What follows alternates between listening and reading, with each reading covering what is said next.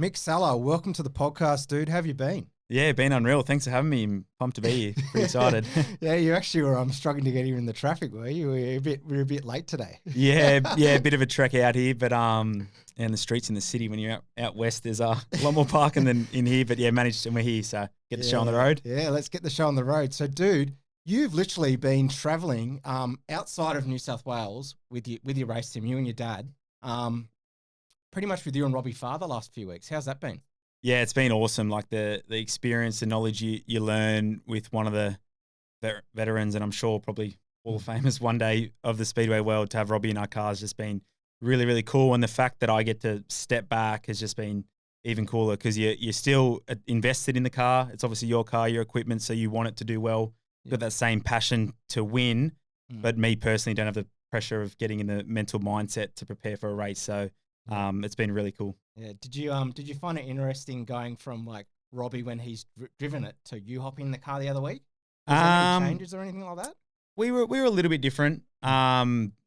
Just I suppose driver preference, what he's used to, and then obviously what I've had in my short career as well. So there was a lot of things that I could learn and see what he ran.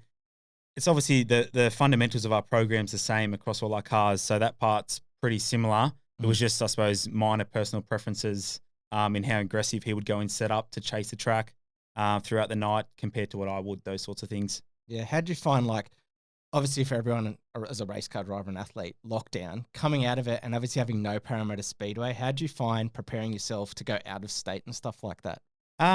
It was hard. Ironically, actually, during the lockdown period, I went on a big diet myself and lost 15 kilos, which actually put me in really good shape to start when I did a few races out of the previous lockdown about a year ago. Yep. In saying that, though, obviously I sort of got a bit lackluster. Got married, I suppose you can say. Went back to let myself go a bit, but no, it was still good. But it was really, really hard. And I think the hardest part was I actually got COVID. Yeah, right. Literally, literally a week before I went away racing. So I got out of lockdown on a Tuesday. We left Wednesday morning to go race Wednesday night. Yeah. Was this in Victoria or Queensland? That was in Queensland. Yeah, okay. And that was so hard. Yeah. That was so hard.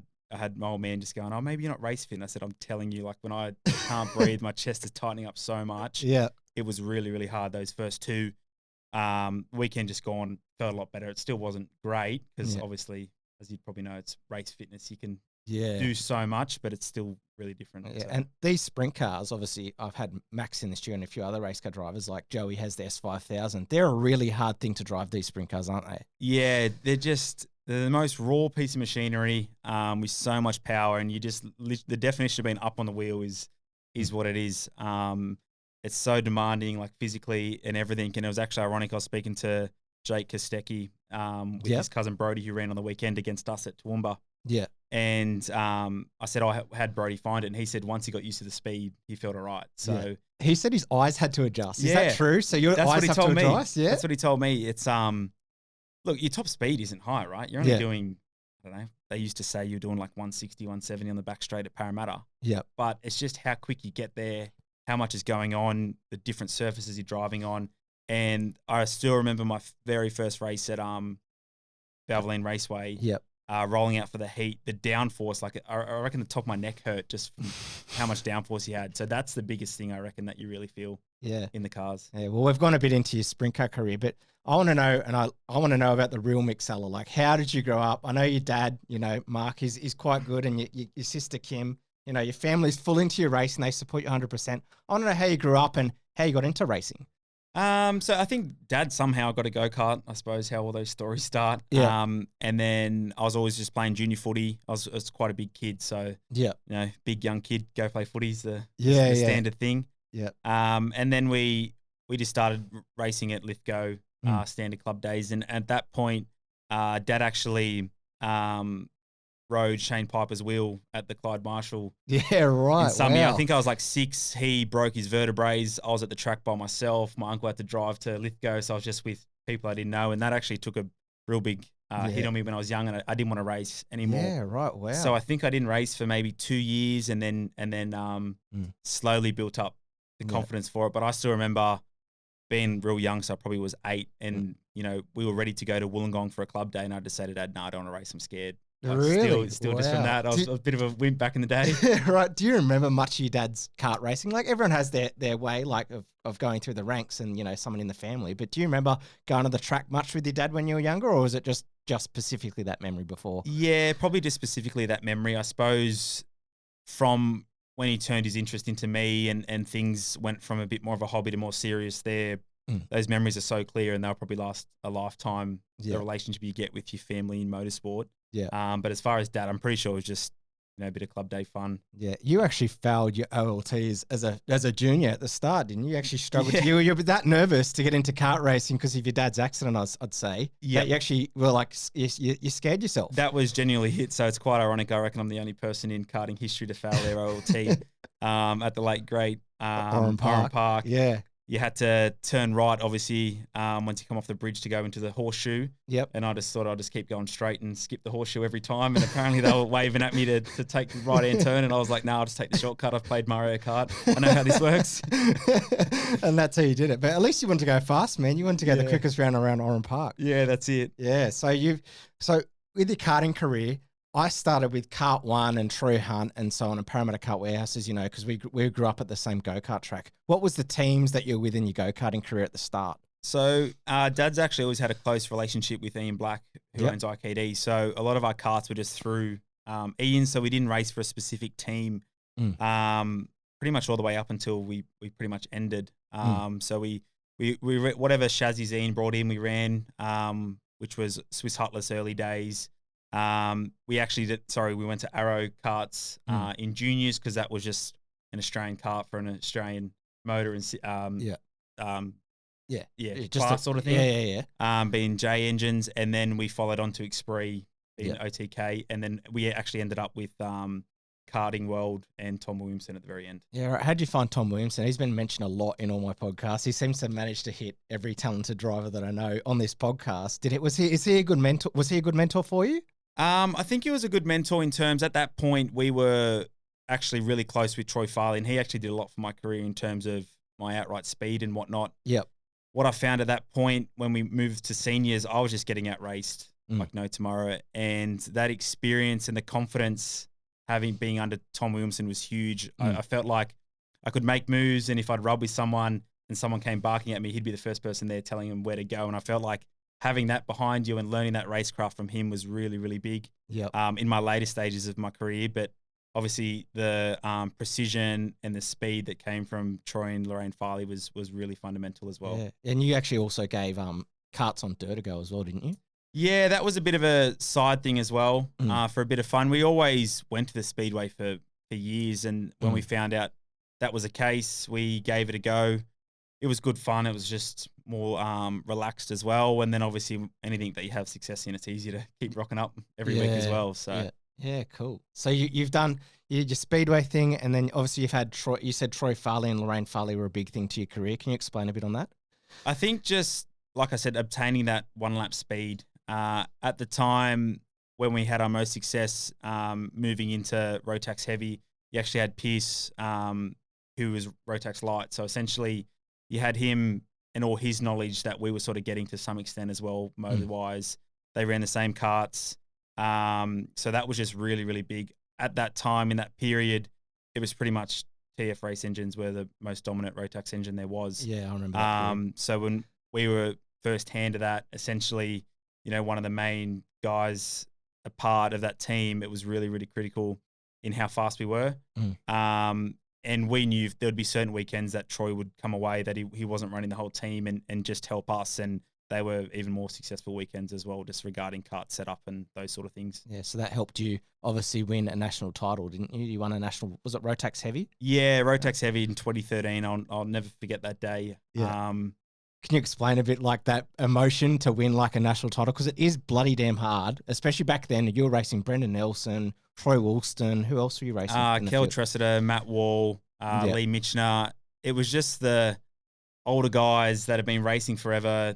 They all had that veterans. Veterans. You know, and you'd obviously see at that point, vice versa, you'd have Rotax Light. That was all the young guys, crazy fast. But then, you know, you'd often see someone like Dave Sarah would be able to outrace them a lot. We were just in the deep end, and we was probably the opposite. We sometimes had speed on them, but just didn't have the racecraft, and I suppose that's where Tom filled in. Yeah. And to win that title was just huge because to some extent I was the young kid on the block. Yeah. They probably didn't really like it to some extent. And then to win was just crazy because I think growing up you might have been similar. Yeah. I reckon until we maybe got to that point, I never dreamed of even having a green plate. I just wanted a blue plate. I just wanted a blue plate, and you got that, and still didn't really think you'd get the number one on. But there's something about putting the number one on your card or cars. What was your favorite chassis? Because some people have favorite chassis. Did you prefer any certain chassis, or did you have like a certain kart that you would, or even you might still have now that you've kept? No, we never actually kept any. In that particular time with our racing program, we'd actually update those OTK karts pretty much every 4 or 5 races. Yep. And for that Rotex Nationals, that was a brand new kart. So we found they just get softer. Yeah. And we sort of knew our baseline every time. If we just kept having a new chassis at that point, we wouldn't lose our way and be altering setup to allow for a softer chassis. So yeah, didn't really get too attached to them. Did your dad enjoy you at that stage after you'd won the national title? Was he like, let's kind of make a career out of car racing? To be honest, I think we actually somewhat gave up on it a bit earlier. Because in the junior career, you obviously versed guys that took the step, whether it was to Europe earlier than what we did. Yeah. So you sort of can get caught in that thing where you just end up racing karts forever and be successful at it, and you've sort of missed the boat. And I feel like you see that every year now. I still keep my eye on a little bit on it. The age is getting younger and younger and younger. So what I think Jack Dillon might have done 1 year in juniors, where it used to be maybe 10 years ago, you'd probably do 1 year in seniors and then take that route. So I think it's just a sense of achievement, like what Dad loves. Like when I definitely don't think I'm a really naturally gifted at anything. I feel like I just have to work for it. So to put in so much time and know where we were a year ago on Rotax Pro Tour, then to see that you've actually conquered something just makes it all worthwhile. And that was probably the best part about it. Yeah. Talking a bit more about your dad. Your dad started MSP Shop Fittings. I don't know much about the business, but can you actually explain your dad's business and how he got to where he is and how he's helped you with your career? Yeah, business? Obviously in motorsport, nothing comes without a price tag. So it's an expensive sport. It is, and to have someone that's obviously my dad, funding it all and working his ass off to some extent to be able to pay for it has been really beneficial to my career, obviously. He does shop fitting, so essentially all your shop renovations, new shops, whether they range from, within shopping centres, Westfields, does a lot of like Mecca chains, doing reject shop chains at the moment. So fitting all those out has obviously kept my racing career afloat to some extent. Yeah. He's obviously never been selfish at all because he could be living a fair bit better life than what he is now. But he, I suppose he just works as hard as he needs to, depending on how good or bad we run and what damage there is throughout the years. Does he keep an eye on the Bulldogs? Because he actually got me into the Bulldogs as a fan, if you remember, years ago. Yeah. Is he still an avid Bulldogs fan? Yeah, he still loves it. Ironically, having the first shop in Penrith and the city morale about it for the last 3 years when they've been going better, I'm like, Dad, I'm not going to be a bandwagon follower, but I think I might just get on the town and get amongst it. He's like, nah, you're a Bulldogs fan. I said, I'm not telling you I'm trading. I said, I just might have 2 teams now. Yeah. So he still loves it. Yeah. What did you think about if you've got the Penrith shirt on now, and this will go on YouTube. Yeah. What did you think about Penrith's win after losing the first one and coming back to win the second one? Was that massive around the whole Penrith area during lockdown and all that type of period? Yeah, it was really, really big. For me, irrelevant of teams, drivers, all those things, I love those stories. When you see someone fail, heartbreak, and you see how they come back, I always think of the mental side, how you prepare yourself, because I've known in similar situations myself, it's really, really hard to come back from those things. Yeah. So I just thought that was really, really cool, the fact that they bounced back, and the town was crazy. Yeah, didn't that Valvoline race, so back in the day, they actually invited a few NRL stars at some point, or was that just before you got going? Just before I got going, but I'm pretty sure Anthony Minicello had a ride in Toby Balboa's car or something along those lines, I think. Yeah. Do you remember actually your first time ever going to a racetrack as a kid? Do you remember a certain specific moment? So for me, for example, I remember Larry Perkins, Russell Ingall winning Bathurst, right? That was my first memory. What was your first memory that got you into car racing? The only real memory I have, I know I went to Oran Park a fair bit for supercars and whatnot, but my most vivid one would be World of Outlaws down under at Valvoline Raceway. We had to sit on the back straight because it was at full. And I just remember Kerry Madsen driving a blue and fluoro yellow car, and he actually won that night. Yeah. But I don't think I remembered. Car. Yeah, I don't think I remembered at the time that he did win. But I remember buying a shirt, and I had this tiny kid shirt. Still actually my wardrobe that I only found when I moved out of home 6 months ago. So it was still up there somewhere. So that was the first memory there. Have you found like living out of home with your girlfriend? I've done my research on you, right? So how not that good? It's a wife. Wife, that's true. That's true. She'll be listening, so I gotta fix that up. So your wife, but your actual brother-in-law, he's a barber, isn't he? He's a pretty handy barber. Yeah, he's doing really, really well for himself, and got something cool going, which is Barber on the Run. Which is really cool to see. He actually there was deals in the pipeline that he was going to be doing haircuts for Tickford Racing whilst they were in their little bubble. Yeah, right. No way. Didn't come through through a few technicalities regarding Sydney Motorsport Park and the whole restrictions and the bubble that they had when they did those 4 races. But that would have been pretty cool to see Tickford looking the freshest out of the whole pit lane. Yeah. So how did you actually meet your girlfriend or your wife now? We went to school together. Yep. And then it was just one of those things that just teed up later on, I suppose. It's pretty cool that her family's had somewhat of a motorsport interest and supercar fans. Yeah, right. I didn't know that. She came and watched a few times, and whenever you have that connection or have someone that knows a bit about your passion, it always helps as well. That's sort of how it got going, and the rest is history sort of thing. Who does I've seen like footage of your Instagram. Who does the stickers? Is it actually your wife and your brother-in-law that's doing the stickers in the shop and helping around the shop in there, or is it a full-time staff member? So for the stickers in terms of was that your brother-in-law? What I'm just talking about the footage. No, it wasn't. So that's so all that stuff that we do is in-house. The stickers we just get outsourced through vinyl wrappers and whatnot. Kayla's always working hard to make sure the car's looking Mickey Mouse. We tell her she can just come and enjoy to watch, but she's always making the car look good. Yeah, you had a huge rollover the other week. Did you actually? I didn't actually speak about this on other podcasts, but rolling over in a sprint car compared to like a race car where you more so lie down and you're sitting up in like a bus type of chair. What's the feeling like when you first roll over? It's pretty crazy. I suppose every crash is different to some extent. Some crashes are hard, some are just fast, and you literally feel like you're somewhat on a roller coaster. Yeah. And then it digs in. I know the crash that happened on the weekend. I didn't think it was going to be that big. I naturally shut my eyes, opened them halfway through, and I seen sky, and I thought, oh, it's not over yet, and then rolled another 3 times. So thankfully, we've never taken shortcuts on safety stuff, and touch wood, we've never had any issue or any injury. So. Yeah, it's just part of the game, I think. So you were mentioning before in the podcast that Glenn Saville and Ian Saville helped you out. How was that helping you out for your first? I think was it 5 shows at the start that you did at Parramatta? Yeah, correct. So, like any motorsport, it's a big investment to own anything yourself. So we knew Ian a little bit through karting, and obviously he used to own Karting World prior to when we raced for them. So essentially, we bought a rolling chassis off Ian, which was one of Glenn's old cars, and then we just leased an engine off them at the point for 5 nights, just to sort of not go into something too crazy. Yeah. Because everything's at another level up. You know, you have a go-kart, it might be worth, 10, 12 grand and whatever the spares you have, where you just buy a rolling chassis and that's worth 16 grand, let alone what you spend on an engine. So that was really cool just to give us some guidance, because it's most speedway races, their dad race sprint cars or have something along those lines that the son just stepped straight into. We had nothing, so we were.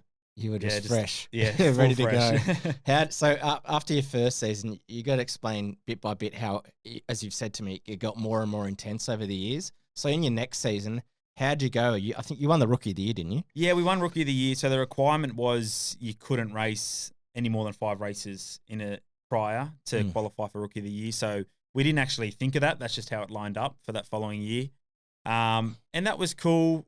We ran all right. We probably made a couple A mains. That's obviously the objective when you're starting out. There's 50 cars that enter a night and only 24 make the main event. Yep. So that was cool to do that. We just had 1 chassis, 1 motor, a couple spares, and just a small Pantech truck. So that was sort of year 1. And then obviously we've just evolved over evolved, time. and I think year 2, you invest in another chassis, still run the same motor. You start to get faster, so you think you're getting somewhere. And the hardest part with Speedway, it's so up and down. And you have experienced guys tell you, "Oh, don't worry, it's a 5-year apprenticeship." And you think, 5 years? Are you serious? Surely not. Like, took me, a couple of years in a different class in karting, and you're at the front. Like, it can't take this long. And I think it's longer, to be honest. When do you get your first was your A-Main win in your 3rd year or your 2nd year? A-Main win was in my 4th year, actually. Yeah, okay. It's the end of my 4th year. So I was about a year off then. Yeah. So in year 4, we probably weren't ready for it, to be honest, but we decided to take on the road and join World Series Sprint Cars, which travels around Australia. And a lot of people said, don't do it. You're just going to burn yourselves out. You're going to spend so much money. You're going to come back with no confidence. And to be honest, we sucked on a lot of it. We weren't good. But you're learning the hard way. Yeah, that's right. And we came back, and ironically, 2 races later, we won our first main event, which was really, really cool, just to, again, come through all the hardship, and then you at least know that you got something out of it. And the confidence sort of evolved. Obviously, to go on the road, the program upgrade's huge. It goes from having obviously 1 or 2 cars to then 2 complete cars and a spare one. We've got a spare motor. All those things were sort of upgraded to go on the road. But it's just the hardest part about it is you're just traveling so much. We're doing it ourselves. You don't have a full-time crew member. And up against, there's 3 or 4 teams that the crew chief's paid as a full-time job. They've got paid other crew, and their driver's a full professional paid driver as well. So it's pretty challenging. How'd you find out? I've seen a lot of Toby's content recently. He followed you down on Sprintcar Hub. How was that for because he documented it? How was that your dad and yourself pretty much driving down from New South Wales to Victoria at that point to being ready for that race meeting? Well, that was with Robbie, wasn't it? Yeah, so that was the start of the Classic week. Yep. We were always planning to build a new car for Robbie, and there's currently, just with everything going on, there's massive backlogs in parts and all those sort of things to obtain. So we were actually finishing that car still off in the late hours of Tuesday night. Yeah. We're still getting it stickered. The sticker guy left at 1 a.m. Yeah, right. Dad locked the shed up. Literally, when I had a shower, I was back at home at 2 a.m. and we left. Yep. So it was pretty cool, the fact to have it videoed as raw as what it was. Like, it wasn't a fake time put on it, that it was filmed 2 days before. It was literally filmed 12 hours later. We go down the road, drive to Avalon, and then podium was really, really cool. Yeah, and your sister Kim actually dated a karting champion, Chris Hayes. He was actually, this is just for memory, he was actually crewing for you at some stage at Parramatta when your sister and him were dating, weren't they? Yeah, he used to help out. Obviously, they've gone their separate ways now, but it's always been really cool that Kim's always remained so close to my racing. She's my only sister, or brother or sister. She's the only one I got. So how is she now? Is she what's she doing in the Gold Coast? So she's managing a swim school, doing well for herself. She obviously had the option a fair few years ago to come back home and decided to stick it out, which is really, really cool. Not to give up on her life back there and just come back home. I'm sure at some points, Mum and Dad would love her back here, but the fact that we race in Queensland, and obviously we've seen her on the weekend again, and she loves coming to the track, I suppose, is really good. The fact that we're still doing it as a family. She was always an avid supporter of your karting, wasn't she? Yeah, she still loves it now, and it is good. I suppose there'd definitely be times that I probably don't appreciate it enough, and it could be one of those things, they often say you appreciate things when it's too late, but just the fact that we're always together, and it might not seem like good quality family time to other people, but I think it is for us. So can you explain your friendship and relationship with your family with Robbie Farr? He helped you with your sprint car school at the start, didn't he? Yeah, so I think that would have been year 3. Yep. He created the Robbie Farr Drive School. So we raced on a Saturday night, hired the track out on a Sunday at Toowoomba, and he essentially helped us there. And, we'd speak to him at times at the track and whatnot.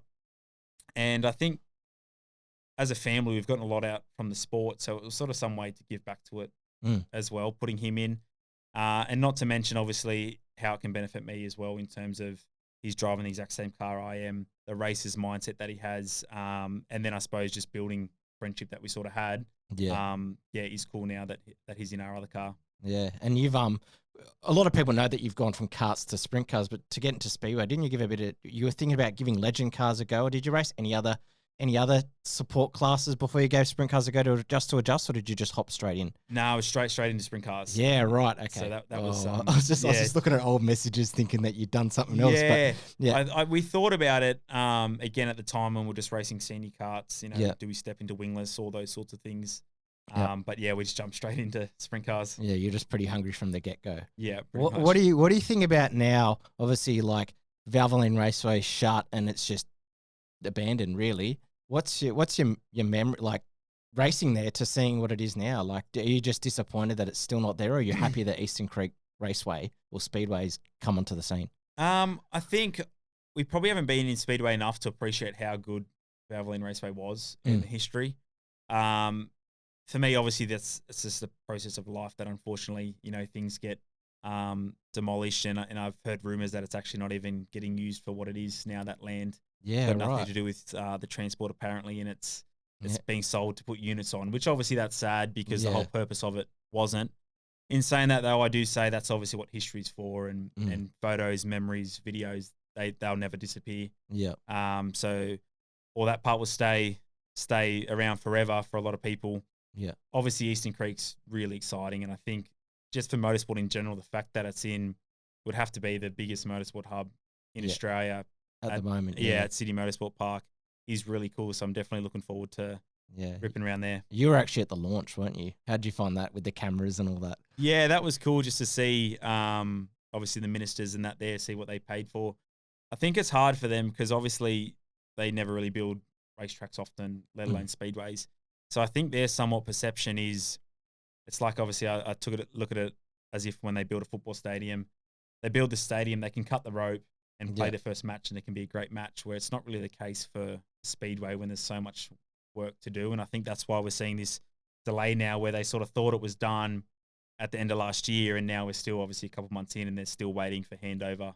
Yeah. Is it fully finished now though, or is it still getting completed? It's still with New South Wales Transport or whoever's building it. So it still actually hasn't even been handed over officially. Yeah. So I think there's so much more to then obviously just putting a dirt circle in these tracks. So, but in saying, I don't think time's the biggest thing. We've waited this long, so let's make it right and see what comes of it. Yeah. So when you were, as you were touched on before you were going to either choose go-karts or cars like Formula Ford and stuff, what was your aspect of choosing sprint cars over like essentially what I do, Formula Ford racing and supercars and whatnot? What was your aspect with all that to go two different routes? But obviously you're happy now with what you're doing. Yeah, we're definitely happy. I definitely wouldn't change what I'm doing now. I suppose there's somewhat of a stone left unturned in terms of where I was, because who I was racing against in juniors competitive against was Hazelwood, Anton, James Golding. So it's not a tough pill to swallow, but it's sort of what could have been. Yeah. For us at that point, Dad's business was obviously probably 10 years younger. So it was a lot different. And we always thought at that point, we've got enough money to do Formula Ford State Series and probably even National Series without any other backing. And we essentially sat down and said the cold hard facts. I can win both of them, year one and year two, but you don't have enough money to get me to Dunlop Series at that point. Yeah. So I said to Dad, what's the point? Are we going to leave it up to chance? Yeah. That you invest all this money and then we just say, we don't have a backup, sorry, and just, call it quits. Yeah. And unfortunately, you've seen that probably through Formula Ford. I'm sure you can probably see some people that threw the kitchen sink at it. I've heard stories that parents took second mortgages on houses to do another year in National Series Formula Ford because it was so critical 10 years ago to perform in it. And then where are they now? Like it's sort of scary. So we sort of thought for the money that we're going to spend in Formula Ford at that point, we can essentially own all the sprint car equipment, race week to week. And at the end of the day, if it doesn't work out, we still have something that we can sell. Yeah. And I think at that point Nick Taney was a team that sort of bought his own car. Yep. And I rated him as a real talented driver, but I just think you can't compare when you're racing with teams, Synergy. Did you get any quotes from any teams just to match up your racing career out of karts or not? Yeah, we actually spoke to Anglo a bit, so I think that's that's the team I raced for. Yeah, so we actually did one test with them early days. And look, I would have loved it. That was awesome to drive one of them. It was so much fun, I'm sure you know, and that's obviously why that's why I still do it just every now and then. Yeah. But it's just so hard to make that step when you don't know what's going to come of it. So you always got to take your hat off to all those people that try, and you got to think the next level up to people. I suppose what Anton did, Joey's done it, and you got a fair few others now in Europe doing it, let alone to do that step, but then to like, you know, move halfway across the world, potentially give up on schooling, all those things to pursue a dream. It's a massive gamble, I suppose. Yeah, because it either can pay off or it can't. I want to know a bit about your numbers. Everyone knows you're number 56. Yep. But you actually ran number 78 in go-karts. Why was the change going on there? So 78 was Dad's number. Yep. So that's why I always ran that number. And then when we actually moved to senior karting at for Rotax Pro Tour, we had to register a number, so I couldn't have 78. So we chose 8, and ironically, I ended up loving number 8 because at that time I was really, really close with Joey Mawson. Yep. And Berto had a big thing about no corners on numbers, so it was supposed to be a lucky number, and then I won with it. Yeah. So yeah, that was number 8. And then when you go into sprint cars, it's a similar thing. People have numbers for years and years. There's numbers that are reserved for life members and those sorts of things. And when we leased the car off Saville, he actually always had 56 registered, so we didn't have to pay another fee just to do 5 races. So essentially, we just inherited it. Yep. And stuck with it, and I don't mind it now. What's Glenn doing now? Do you actually know? I'm not sure. I think last I seen, he still does the odd races here or there. And I know he still does it pretty cool. He does it like totally by himself. I think just him and his partner, to be honest. So has a bit of fun at Knoxville, or sometimes in America, you can literally take the wing off the sprint car and race him as wingless. Yeah, right. So he's over in America. Yeah, so same engine and everything. So yeah, I think he does a bit of that from time to time. Yeah, and everyone knows Anton De Pasquale. You've touched on him before, but you actually had a huge karting rivalry in 2010. Do you remember that? Yeah, that was pretty big. I think that's long gone for him now and his achievements. But yeah, at the time he was just in an absolute league of his own. Yep. Won the national title, won every single state title besides the one that I won at Newcastle. Ironically, he actually sailed into the last corner in the wet, knocked me off the track. I ran second, and the officials reversed it. Yeah. So it somewhat wasn't our fault, obviously, at that time. You know, we were backing to try and get a win. It's never the way you want to win something, but for him to lose the only, I suppose it's like a clean sweep. Yeah. Obviously he was really sour at the time. I doubt he'd ever remember it now. But yeah, that was a big thing at that point. Yeah. Do you keep in contact with much of their karting mates? Obviously not myself, but guys who are in supercars and stuff. Do you talk to them much on social media, or just more you just keep to yourself and your family? A little bit recently. Had a bit of obviously talking with the Kostecki's, been at Speedway, seen Hazelwood a little bit. Yeah. Haven't spoken to Anton at all. They're obviously got so much going on, and it's really cool to see how well they're all doing. But yeah, I suppose Hazelwood a bit. It's pretty cool. He's really down to earth and whatnot. And again, another one. It's so cool to seeing they're just working for it continually. So people like that, you just want to see them be successful. Yeah. Obviously your dad's into shop fitting, but how'd you get into your pawn shop business? Because I tried to buy a PS5 off you, which was gone in like 3 seconds. How'd you get involved in that business? What made you think that? So I actually, that was my casual job whilst I was at uni. Yep.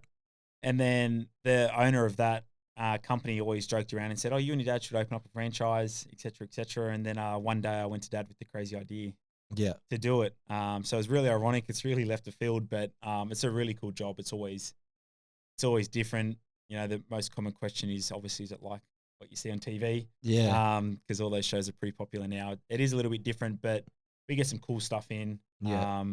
They always say being pawnbroker, they won't make you a millionaire, but it'll make you feel like a millionaire because you get if you're selling off PS5s, you'll be right. Yeah, you get access to new game consoles, limited edition stuff, all those sort of collectibles. So obviously a fair bit cheaper than retail. So what's the weirdest thing you've had in your pawn shop? We're on a podcast here, so we can talk some shit.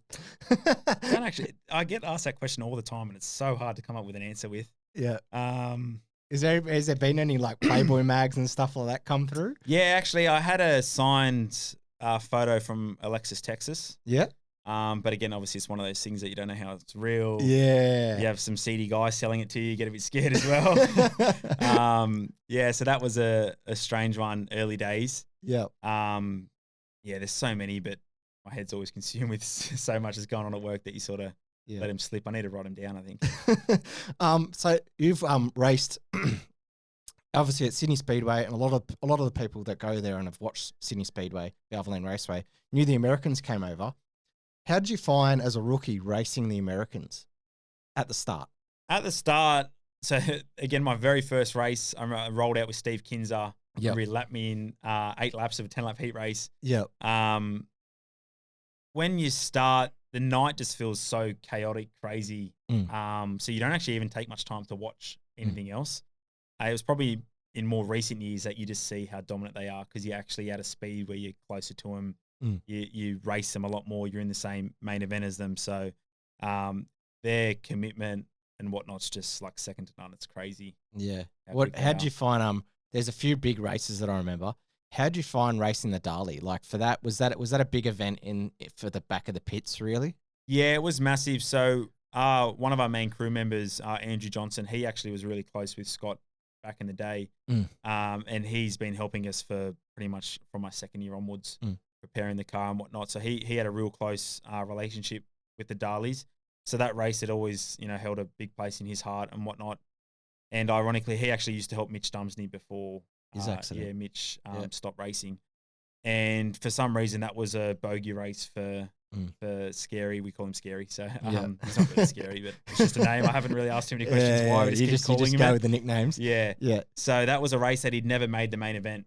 And the very final year, 10-year anniversary, we made the main event finally. So that was really cool. I suppose to give that back to him. For that race, you get a plaque to win it, and we actually gave that to him. So you get a plaque to start the main event. We gave that to him, so that was a pretty cool moment. For that. In 2016, can you touch a bit more on like you racing? Was it 17 races per year, and then you're racing New South Wales and Queensland? Was it like at that stage? So can you explain a bit more about that? So at that point, any racetrack that's in your backyard, it's easy to do it. The costs are so much lower. So we started venturing out. Valvoline Raceway didn't have a wall, so it was so unique. It was one of those tracks that the people at Valvoline were so good. Doesn't matter who came. The local guys would be up the front. But then when you went away from Valvoline Raceway, it was really hard to get used to other tracks. So we ventured up to Queensland, started racing Toowoomba, and that was part of, they created the Ultimate Sprintcar Championship, which was a cool initiative back in the day.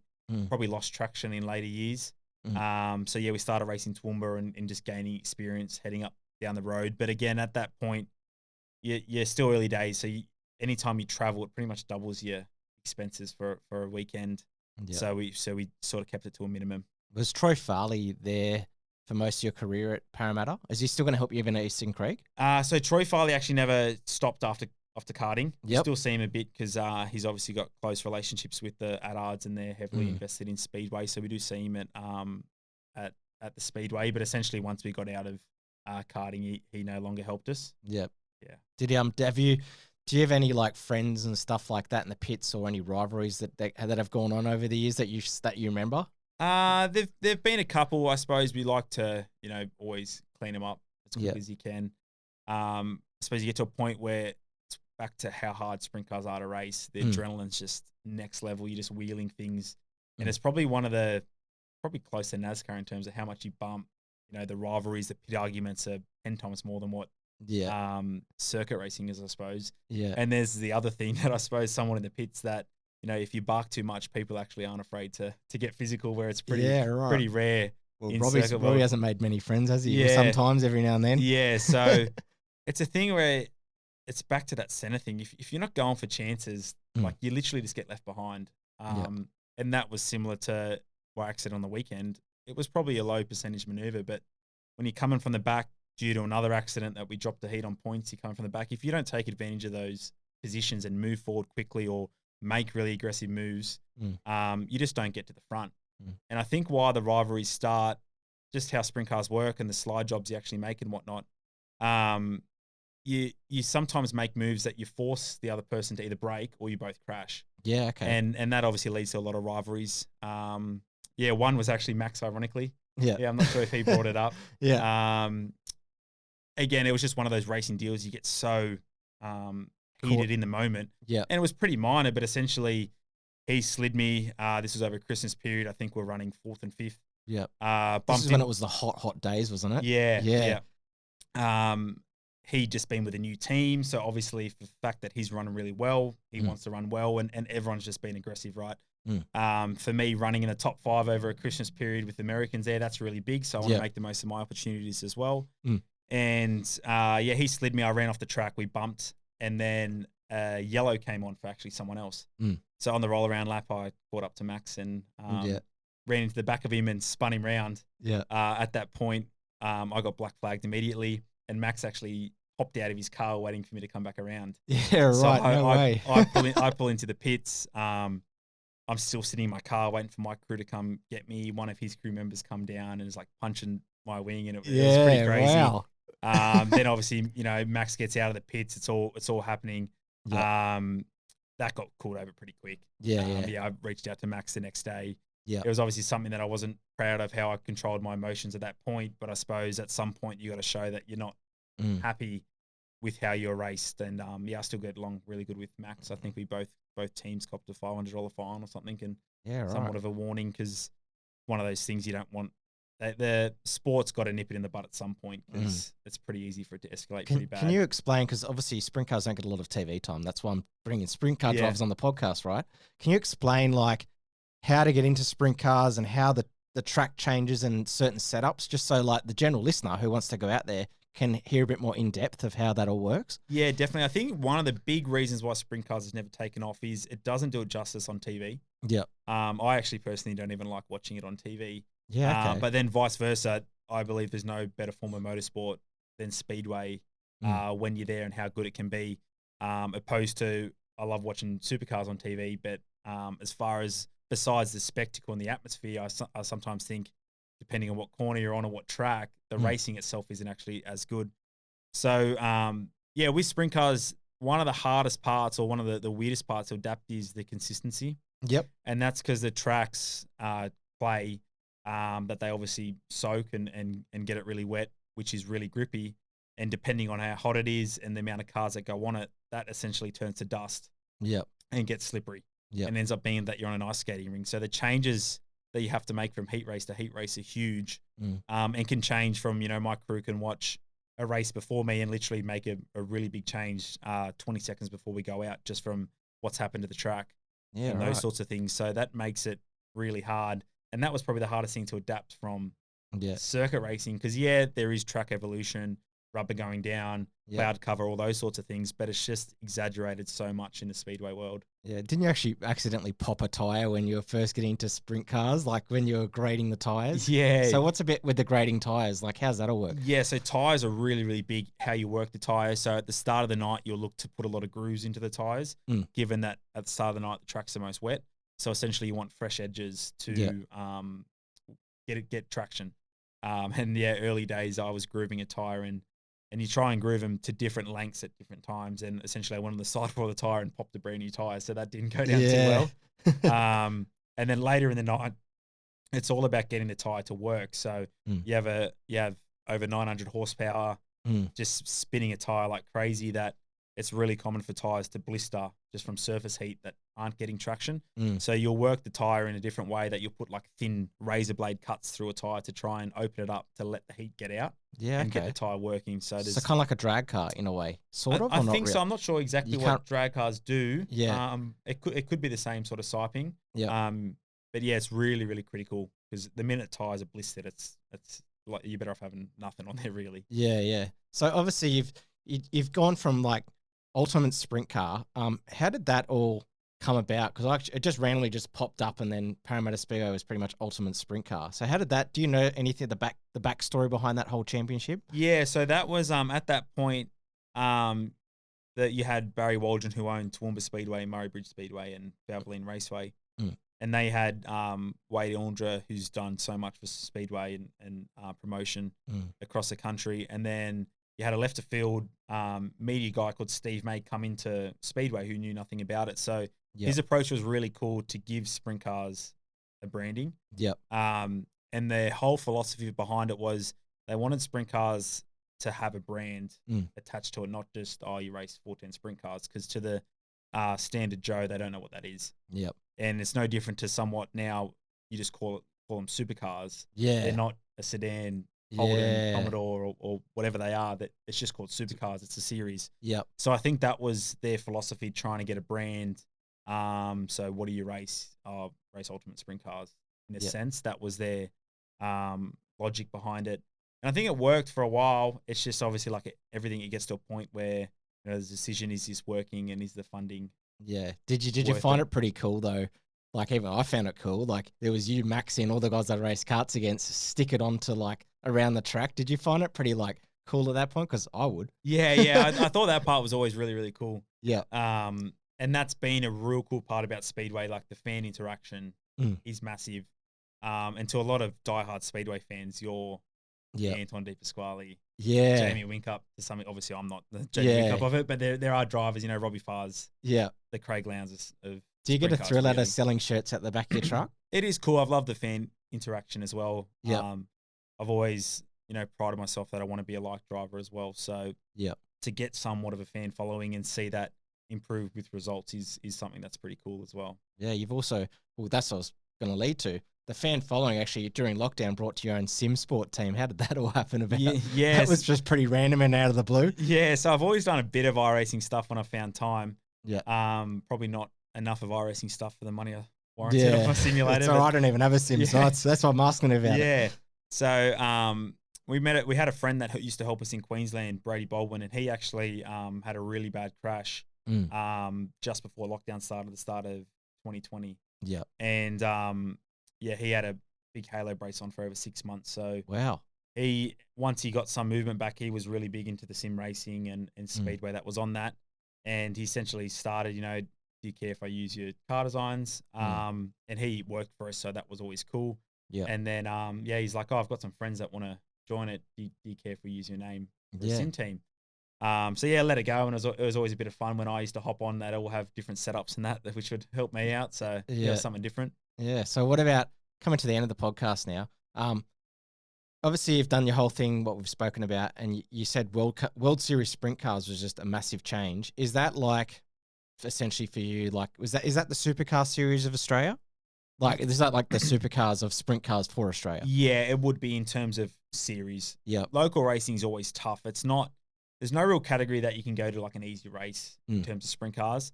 But World Series sprint cars, you're up against full professional teams on the road. The series starts in South Australia and you race 3 nights in a row. Yeah. Then you got to drive to Melbourne. You have 1 night off. Then you drive to Warrnambool. And you literally finish Warrnambool at midnight on the 1st of January, and you had to be in Queensland on the 3rd of January to race 2 nights. Holy shit! And it's just the how did you and your old man find the tolerance to do that? Oh, Dad just is in unique breed and runs off 2 hours sleep and thinks that's all you need. Plenty of Red Bulls, eh? Yeah, I think so, and coffees and whatnot. So I remember getting to Archerfield Speedway. Yep. In those 2 days, and we were just so tired. Like it was just so hard. And then you have like a week break off while I race the classic and whatnot. And then we're in Tasmania, and then when you get off the boat in Tasmania, you've got a week then to drive to Perth. Yeah. And race it. So you get off the boat on a Tuesday morning, you get access to your truck, and then you got to be in Perth on Friday night to race. Holy shit! How did you find? Obviously racing around the country. What was your favorite speedway tracks outside of Parramatta Speedway? As you gotten bigger and bigger and bigger, and it just escalated. What was the big part for you with the tracks? The coolest part to go to was Perth Motorplex. Yeah, okay. That was it Warrnambool? Warrnambool was a really cool races track, but as far as the spectacle, the pits, the track itself, Perth Motorplex was just unreal.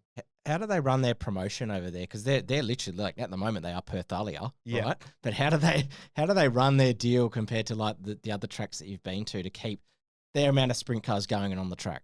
I'm not too sure in terms of the fine things on how they run it. I know they really make the drag scene sprint car thing work, which is just, like I said, cool for motorsport in general. I know there's certain nights where you can literally, they'll do like burnouts on one side and then have a half an hour break. All the fans will go across to the other side and watch sprint car racing. Yeah, right. Wow. Yeah, which is really, really cool. I think it's numbers wise in Perth, there's not a lot of sprint cars. I think they might average like 25 a night. Yep. In saying that though, there's probably like 12 really, really solid drivers out of that. So, they make it work for all the way outside of the country. What it is. What's the difference for listeners? Why isn't like the classic, like kind of like the Knoxville Nationals, not the national title, but why is the national title a different race in itself? The classic's just crazy. Like just it's just something that just continually gets bigger.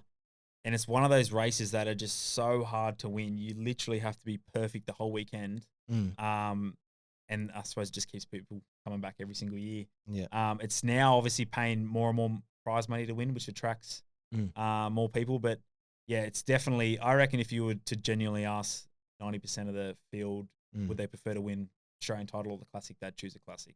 Yeah, right. And I remember hearing an interview when Jamie Veal won the Classic. He said he wanted that more than the Australian title. I reckon myself, I'd probably be one of those people that I'd choose the number one over the Classic. For the go-kart feels. Yeah, for the go-kart feels. But in saying that, being at the Classic again, it's just so much goes into it. You've got so many heat races that are inverted. It's 12 points a position. Yeah. So you're essentially highest on points, and you've got a guy that's 50th on points that's starting at the front of the heat. But that can equate to like 64 points difference. Yeah, right. So it's such a brutal. There's been so many years that the guy that's essentially scheduled to start on the pole for a 30 grand to win race has one heat race. He's got to come from the back. He doesn't move forward. Might finish 6th, and he ends up starting the A main like 7th or 8th. Yeah, right. How's the purse work in? It only happens in Speedway. How's the purse work per race? Do you get much money back when you make the A main, or not really? On local shows, not really. You might get like $300 to start the A main. I think the Classic was $1,500 this year to start the A main. Yep. Like, it's nothing. You're not going to make a career out of it really, unless I suppose you're not going to make money out of it with the amount of money you're spending. But again, for us back on that family decision, it all helps, right? We're getting some money back that's aiding it. I think the year that we won, we might have totaled a total of maybe like 28,000 prize money. Yeah. So it's not huge, but again, it still helps. Still helps the team going. Yeah. Tick it over. And again, obviously when you put Robbie in the car, it does, again, we're never going to make money by putting someone else in a car, but he runs well. It all helps to at least, get close to covering the running expenses and stuff. And Robbie, essentially this year, or lately because of COVID, has been your backup for Aaron Rizel. How did that whole deal come about with the crazy American? Yeah, so that was really weird. I actually just literally messaged him on Facebook. He ran the same cars as us. I messaged his racing page and was like, hey man, we've got this. Do you want to come and race? And I know he did a lot of research on us because it's a big thing in America. You don't want to fly halfway across the world and get to something and it's not as good as what it looks, because it's pretty easy to make a car look good with some stickers. So we got talking to him and he came out, and that was a blast of fun. And hopefully once everything turns back to normal, he can come out and do a Christmas period out here as well. Did he teach you much when he was your teammate, like Robbie, or not really? His setup was crazy different. He did some really left of field things. We've used some of them, but again, I think it's just, you just see all these guys, what they've all got in common that are good is just their commitment's just second to none. It's just crazy. So just, getting the confidence in yourself to get to that level. The good part for me is you have drivers in your stuff. Now, I suppose you can take it two ways, right? You can see these guys, Robbie, run at the front, Wrights will win in our cars, and I can say to myself, I'm not doing well. But I look at it as the confidence that our stuff's good enough for us to win. I keep working on myself. There's no reason why we can't get there. So do you and your dad, we're now literally coming to the end of the podcast, does you and your dad get a thrill out of running a team and running Robbie and Aaron, for example? Like, do you get just as much of a rush, like racing them at a certain meeting? Yeah, it definitely does. Dad loves it as well. And I think it's just the friendships that you build, and it's just literally just fun around a big group of guys. So, as long as we can afford it, we'll keep doing it. Where it is, they both know, obviously their deals aren't concrete. Dad said to both of them, my racing always comes first. But wherever we can, especially all the Eastern Creek stuff, we'll definitely run 2 cars with both Robbie and myself. What are you hoping for in the Eastern Creek season? I want to run up the front. That's a big aim. I really feel like we can. It's been a big thing through my whole career, piecing a whole night together. So we've got to the stage where we could qualify up the front, but then didn't run well in the A main. Hopefully if we can be a consistent top 10 car, and I suppose for the whole year, go anywhere in the country and make the main event away from our home base, that's probably the big aim. The track's quite different because you were first on it compared to Valvoline Raceway. Yeah. Is it really flat? Like, what's the track actually look like from a driver's point of view? No, it's not flat. Those photos are just really deceiving. Okay. It's actually got a fair bit of banking in it. The craziest part is it is so wide. Yep. Like I'll be so shocked if someone's ever actually ripping the fence. Yeah, right. But I think a track being that wide, it should put on good racing. So Yeah. that's Yeah. hopefully what it is anyway. Yeah. What do you find about obviously for non-speedway fans, the entry and exit point? It's a bit odd the way they've done their entry and exit, isn't it? Like, is it a certain way you got to get off and on the track, or there was some people like talking about it, you know? Yeah, I think they did that in terms of like the speed of the night, but obviously they're limited to wherever the pits are. The pit gates have to be. And because they're in those positions there, I suppose there was somewhat complaints regarding time trials can be a lengthy process because it's only a couple cars at a time. Have 60 cars there, it can take a fair while. So it's really critical to get cars on and off the track as quick as you can. So that'll be, potentially longer than at other tracks. But at the end of the day, it is what it is. We've got a $70 million speedway in our backyard, so there's not too much to complain about. Can you compare any of your karting days to your speedway days or not? I've heard the Rotax is quite similar with the power on and off. That's what Maxie said. So similar to some extent, but again, they're just such a different beast. The biggest thing that I found so different to karting is karting. You always go off your apex, sort of where your front tires are. You need to hit apexes or any sort of road car. A sprint car is so determined to where your right rear is. Yeah, because that's where you need that tire either up against a cushion, in the more tackier clay. Where for me, trying to work out where that is was really, really hard. I reckon the racing wise of sprint cars is literally like club and light spec.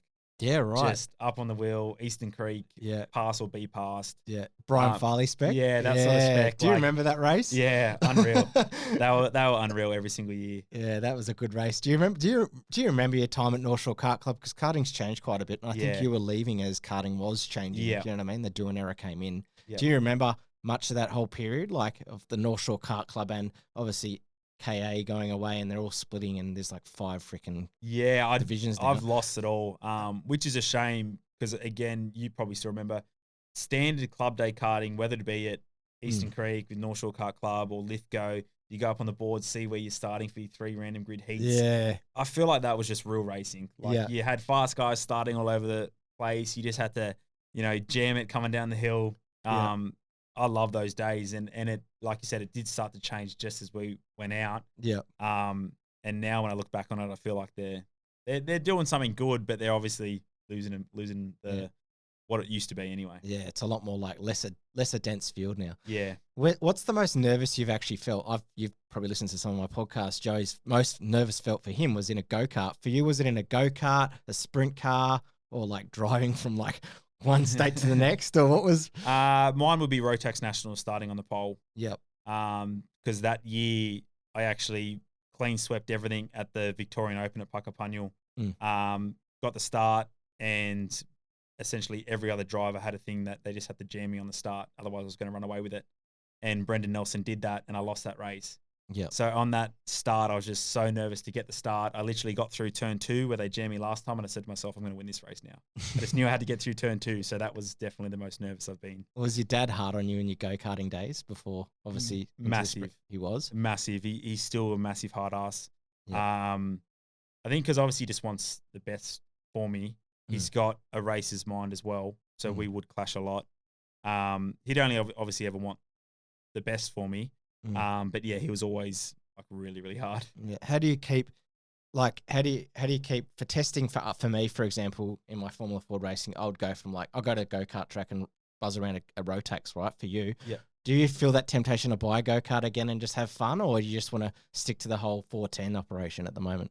No, we've spoken about it heaps to buy a kart, and just have a rip around. But I think it's time's the biggest thing with Dad's business, the shops, where it's struck for time as it is. Yeah. I think we kept our KZ2 shifter kart for a while, which was a blast of fun. Yeah, I was about to bring that up. That's good. It's one of those things that's like, it's not the most simple kart just to, go to the Butterfly Farm or Lithgow or something and just have a quick go, because there's so many changes you need to make to it and the tuning. So that's why we pretty much got rid of that. Yeah. What was your favorite go-kart class out of the whole lot for you? That would be it. KZ? Yeah, KZ. Again, it was one of those things that I didn't want to leave because I felt like I never mastered it. Yep. We struggled a lot in it. But yeah, as far as like just how hard they were to drive, power to weight ratio, all those things, they were crazy as well. Who did you, before we end the podcast, who did you idolize growing up in, like you said, you're a huge fan of supercars. Yeah. Was there any NASCAR drivers or F1 drivers, or anyone that gave you inspiration to, chase the dream? Schumacher was big. Yeah. Ambrose in supercars was a big one, just how he won. But I think as I got older and junior career, and then obviously the whole thing of like the Senna movie coming out, just seeing how dedicated he was to his racing, that was really big for me. Yeah. In my racing career. Yeah. So before we go, what are your thoughts for, obviously we've said before at Eastern Creek, what are your thoughts on trying to like conquer and win another A main at the new track?